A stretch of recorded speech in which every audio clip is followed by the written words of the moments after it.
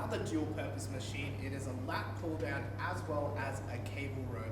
What we're working on here is more compound exercises focused on the lats, all this back musculature as well as your arms. I recommend 3 to 4 sets of 10 to 12 reps.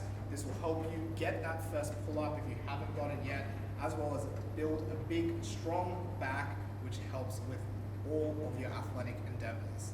If we take that top handle away, switch it up to the bottom one, take out that knee rest, we can start doing some cable rows, working on that scapular retraction. Again, 3 to 4 sets, 10 to 12 reps, and you're gonna get a jacked back. Important for any of your athletic endeavors as well as shoulder health. Just with the above one, you can change up the attachment, so play with whatever gives you the most stimulus. And if you need any more help with your training, if you're unsure of what to do, you want some workouts, you need someone to keep you accountable, make sure to reach out to one of us coaches for one-on-one sessions, as well as clicking that link